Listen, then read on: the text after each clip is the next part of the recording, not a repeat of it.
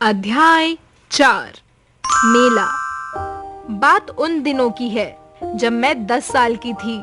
हमारे घर के पास मेला लगा था। उस समय तक मेला शब्द हमारे लिए रोमांच भरा और जिज्ञासा का शब्द था। कारण यह था कि हमने कभी मेला देखा ही नहीं था। उन्हीं दिनों हमारे चाचा जी घर आए। हम सब बच्चों ने जिद की, चाचा जी हमें मेला देखना है।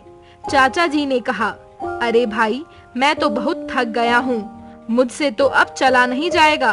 यह जवाब सुनकर चाचा जी हमें किसी विलेन से कम नजर नहीं आ रहे थे। उनका ठिगना कद, सांवला रंग और मोटी नाक बिल्कुल अलग नजर आते थे। बड़ी घनी मूछें और बंजर जमीन की खेती की तरह सिर पर उगे इक्के दुक्के काले सफेद बाल चाचा जी की छवि को नया ही रूप देते थे। हम सब बच्चों ने बहुत खुशामद की। चाचा जी के आगे हाथ जोड़े। सलोनी और हर्ष तो उनके कपड़े पकड़कर खींचने लगे। वे कड़क कर बोले, तुम लोगों को पढ़ना तो है नहीं, बस दिन भर खेलते रहते हो। हमारे जमाने में कितनी पढ़ाई होती थी, जानते हो क्या?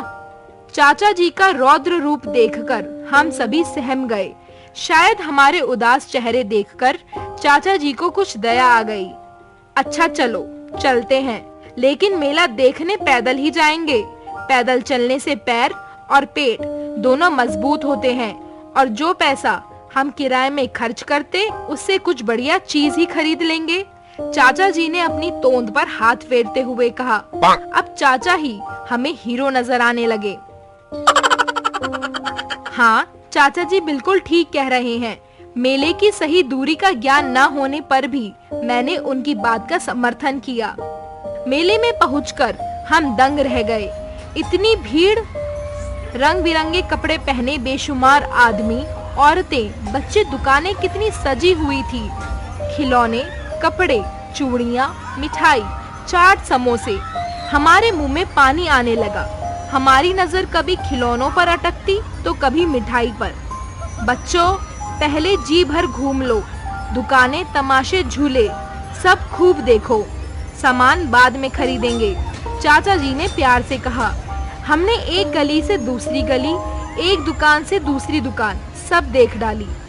चाचा जी हमें भूख लग रही है, हर्ष ने कहा। हम सभी चाचा जी के पीछे पीछे एक पार्क में पहुँचे।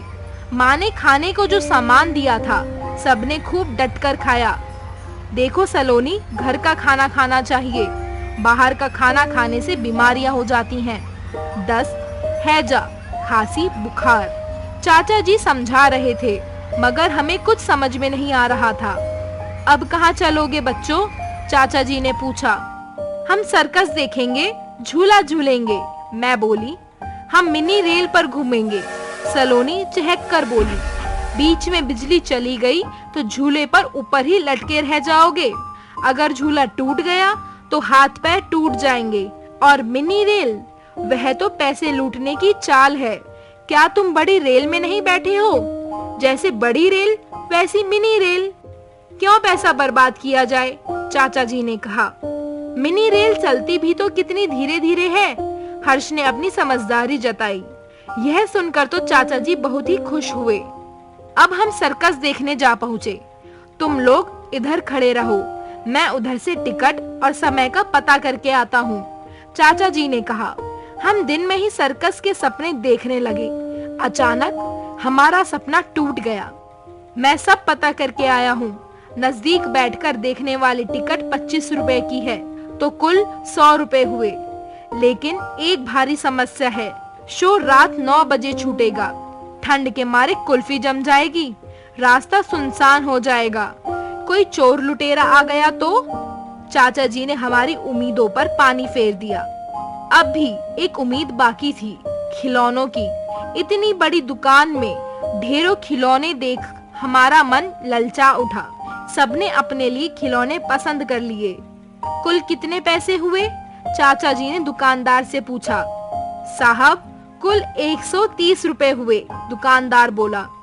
अरे सही दाम लगाओ ना, एक दाम वाली दुकान है साहब। 70 रुपए में दोगे? नहीं साहब। अच्छा चलो 80 में दे दो। कोई बात नहीं साहब, आप दूसरी दुकान देख लें। देखो सोच लो एक बार। सोच लिया साहब, मुझे नहीं देने। हम सब आसमान से जमीन पर आ गिरे। हम चाचा जी की सोच से खिन्न हो गए। 130 की चीज कोई 70 रुपए में कैसे देगा? बच गए, वरना ठगे जाते। अरे भाई, हर चीज के 2 गुने दाम बोल रहा था। मेले में कितनी लूट मचती है। चाचा जी बड़बड़ाते जा रहे थे। चाचा जी कई दुकानों पर जाते, मोल भाव करते, आगे चल देते। चाचा जी अब घर चलिए, मैंने कहा। अच्छा चलते हैं, तुम लोगों ने मेले के मजे तो खूब लूट लिए ना। हम सब एक दूसरे को देखते रह गए। 5